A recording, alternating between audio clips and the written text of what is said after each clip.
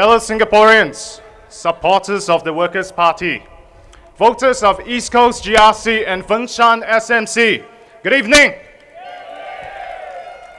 My name is Ron Tan, and I am a candidate for Nee Soon GRC. Tonight, I want to talk about one key aspect of Singapore as our home, the Singapore core. A key part of home is familiarity. Key to this is a core Singaporean culture and identity. And no, this speech is not about the foreigners. It is about how the PAP's policies to spur growth at all costs have made our home unfamiliar and less homely. How the PAP's black and white vision has turned our vision and core grey. How these policies have contributed to the weakening of our Singapore core. In the 1970s and 80s, the PAP held full control over all aspects of Singapore life, where you live and what you speak. They focused all aspects of governance on the single-minded pursuit of economic development. Some will argue that that was necessary to bring us to prosperity, and accept that there is merit in this argument. But one must also look at the cost of such an approach, especially on our identity as Singaporeans. For a long time, the PAP relied on property, including HDB commercial properties, as instruments to help create wealth and make the people happy to get your vote. This led to Singapore going from one property boom to another. Property prices skyrocketed out of the reach of the many. In the process, urban renewal went at an accelerated pace, and many old places were wantonly redeveloped for the sake of progress. The National Library, Bukit Brown, and natural spaces, and now Bidadari just across my home, places where Singaporeans from all groups and all walks of life congregated. The PAP sat by as commercial rents skyrocketed.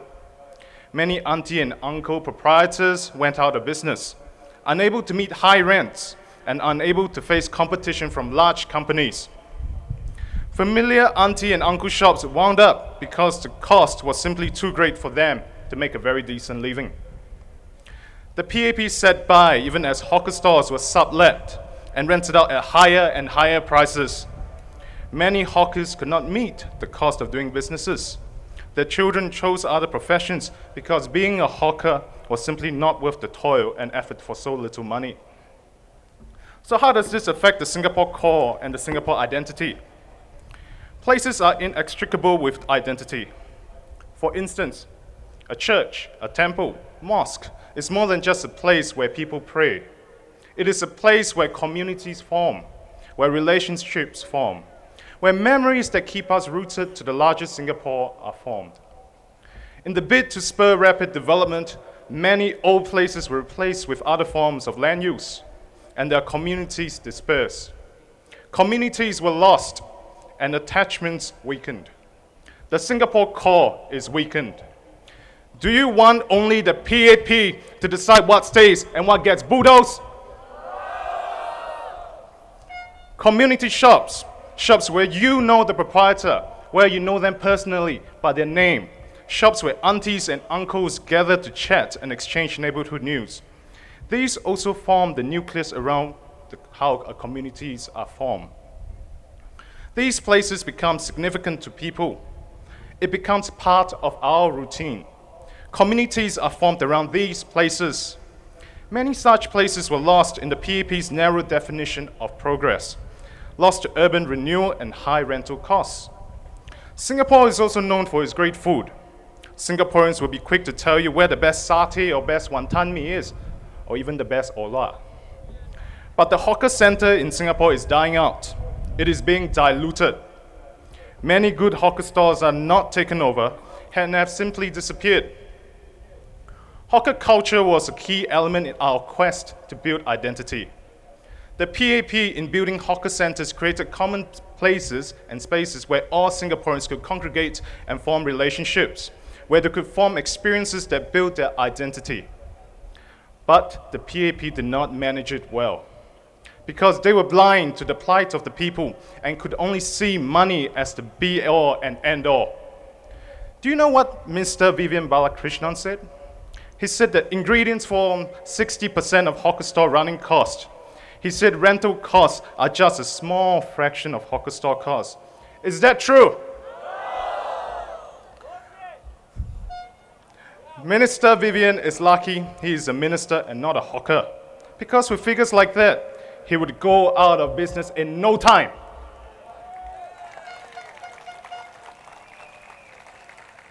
For the longest time, hawker stores have been subject to inflated rents due to the PAP government doing nothing to stop the subletting of stores. They turned what was a social policy to help the poor earn a living and to provide Singaporeans with good food and community space to one where a select few made money as landlords. Do you know when the PAP put a stop to subletting of stores? It was only in 2012, 3 years ago, after Singaporeans made them wake up with a big slap in Hougang and Aljunied. It was not the Workers' Party, but it was you who made this happen.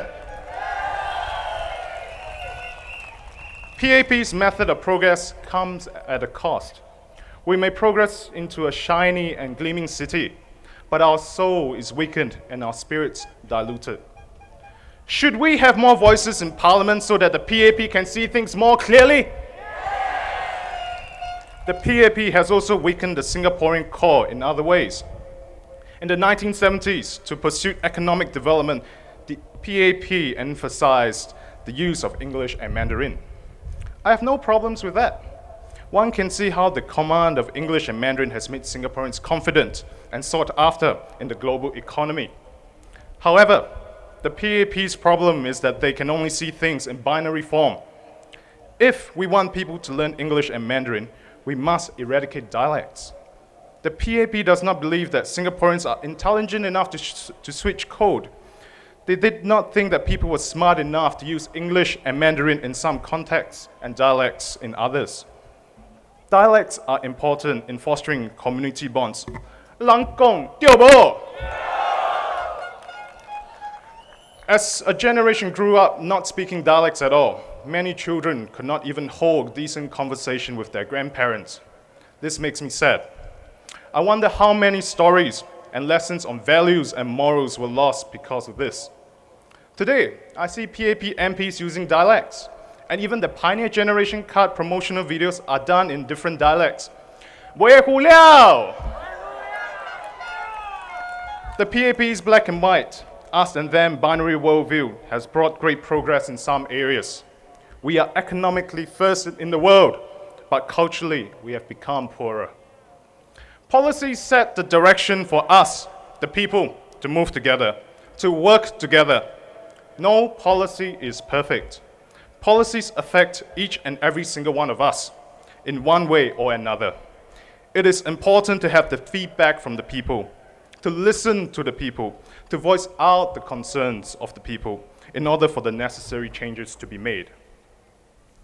The PAP has brought about uneven progress for Singapore.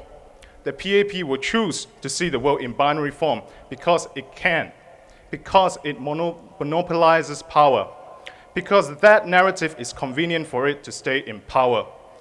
Do you think you need more opposition voices in Parliament to cure the PAP's binary vision? Your voice is your power to tell the government how policies should be crafted to serve us, we Singaporeans. With a strong Workers' Party presence in Parliament, we can ensure that your voices will be heard. With a strong Workers' Party presence in Parliament, every one of us will have a say in the direction we are going. Come September 11, exercise your power to empower yourselves. Let your voices be heard in shaping the future of our Singapore. Vote Workers' Party. Empower your future!